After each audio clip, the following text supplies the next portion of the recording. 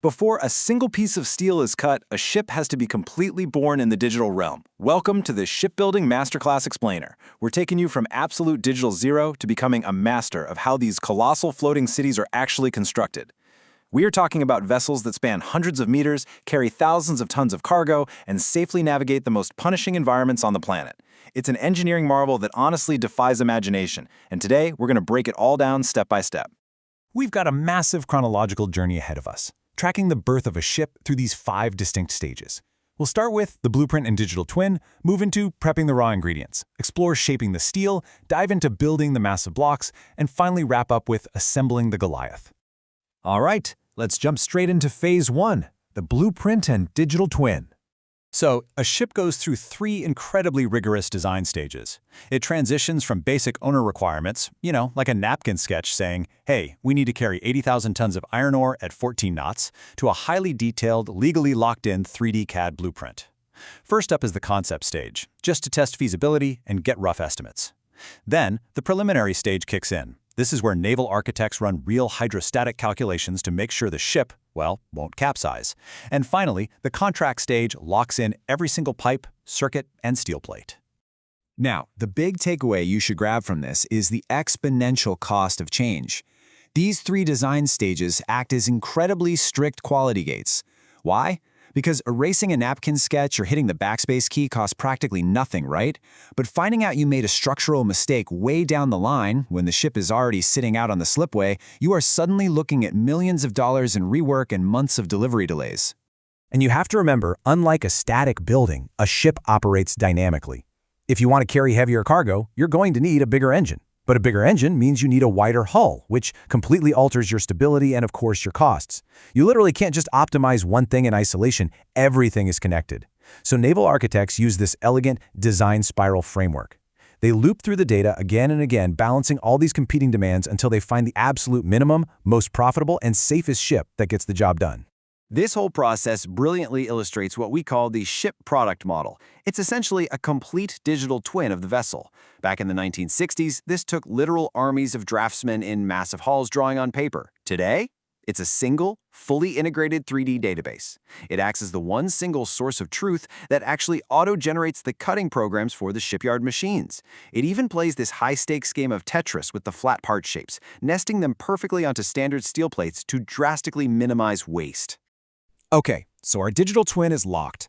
Let's move right into Section 2, prepping the raw ingredients. If you look at a shipyard stockyard, it's literally the size of multiple football pitches. It really begs the question, how on earth do you manage thousands of tons of raw steel without grinding production to an absolute halt? Because you definitely can't just stack steel plates randomly and hope for the best. The secret lies in precision, logistics, and barcoding. And it turns out, not all steel is created equal. Specific plates are designated for exact structural blocks. Most of the general hull plating is made of grade A and B mild steel. But in highly stressed areas, shipbuilders have to use higher tensile steels. And this is fascinating. For ships sailing in freezing Arctic waters, they actually have to use notch-tough grades D and E. If they didn't, the steel could become brittle and suddenly shatter like glass in the cold waters. Once a plate is finally retrieved from the stockyard, it hits this incredibly loud, visceral preparation line. You see, plates usually arrive from the steel mill slightly warped, covered with this hard, flaky oxide layer called mill scale. So first, heavy counter-rotating rolls, called mangles, flatten the steel out completely. Right after that, shot blasting machines violently strip away all the rust and mill scale using millions of tiny, high-velocity steel balls. But here's the catch. You can't just leave perfectly clean steel exposed to the open air, or it'll start rusting in a matter of hours. To protect it, the plate is immediately sprayed with a super thin 15 to 25 micrometer layer of prefabrication primer. This stuff is actually incredible. It's formulated to prevent rust for months while the ship sits in the yard, but it's thin enough that welders can later weld directly through it without causing any weak, porous joints. All right, materials are prepped and primed. It's time for Section 3, shaping the steel. This is where the computer-driven cutting machines completely take over. They use high-pressure jets of pure oxygen or plasma to literally burn complex shapes right into the flat steel. For the single curvature sections of the hull, massive hydraulic plate rolls basically just heavy roll the steel into shape. But the really tricky parts, like the bulbous bow at the front of the ship, those require curvature in two directions at the exact same time. To get that double curvature, shipbuilders rely on a magic trick called heat line bending. Operators shape these complex hydrodynamic curves using nothing but a flame torch and rapid cooling. By heating a very specific pattern into the steel and instantly cooling it with water, the plate actually shrinks and bends exactly where they want it to. It is this wild, fascinating mix of high-tech CAD templates and sheer artisanal skill. Now we've got thousands of shaped puzzle pieces. Let's look at Section 4, building the massive blocks.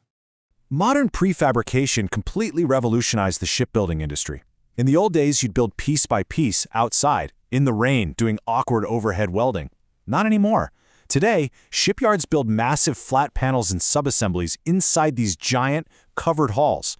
This maximizes what they call downhand welding, meaning the welders work comfortably downward with gravity on their side. It's faster, it's safer, and it lets them use automated high-speed welding machines. Before they build upwards, shipbuilders have to lay a serious foundation. They slot intersecting steel plates together into a grid, which honestly looks a lot like those cardboard dividers you find in a box of wine. This egg box structure forms the ship's double bottom. It's extraordinarily stiff and safely distributes massive point loads across a huge area, which guarantees the ship's structural integrity against pounding ocean waves. From there, it's literally a gargantuan 3D jigsaw puzzle, and the sequence is meticulously controlled. First, that double bottom goes down on the assembly blocks. Next, the side shell panels are craned up into place. Then, they insert the transverse end bulkheads. And finally, the top deck panels are lowered on to close it all up. The welding sequence here is tightly managed to prevent the intense heat from warping the steel, eventually forming a full-width steel box that can be 10 to 20 meters long. But modern yards are way too smart to just build empty steel boxes. They use what are called outfit modules. So, instead of having plumbers and electricians crawling through a dark, cramped hall later on the slipway, they pre-assemble entire pipe banks, auxiliary machinery, and even complete crew cabins. Then, they just drop them seamlessly into these steel blocks while they are still open and accessible in the shop. Finally, everything heads out to the berth for Section 5, assembling the Goliath. So, where do you even start erecting a massive ship? Well, the sequence almost always begins at the bottom of the aft machinery spaces. Why the back? Because the engine room contains the absolute heaviest structural blocks and the most insanely complex outfitting. Starting there gives the engineers the maximum amount of lead time to install the massive main engine and the propeller shaft line, while the rest of the hull just continues to build outwards and upwards toward the bow. To push efficiency to the absolute limit, the most advanced shipyards will actually weld standard blocks together on the ground to form giant mega blocks. Instead of making 150 separate, time-consuming crane lifts on the slipway, they can reduce it down to just 10 or 15 massive, highly efficient placements. And hey, if the ship is actually too big for the yard's dry dock, no problem. They'll just build it in two halves, float them out into the water, and precisely join them together using waterproof enclosures called cofferdams. When you picture this gargantuan, multi-thousand-ton puzzle finally coming together into a seaworthy Goliath, you really have to remember how it all began, as a dynamic digital model balancing dozens of interrelated parameters. It is an absolute triumph of human engineering and logistics. Thanks so much for joining this explainer. It really makes you wonder, what engineering marvel are we going to dive into next?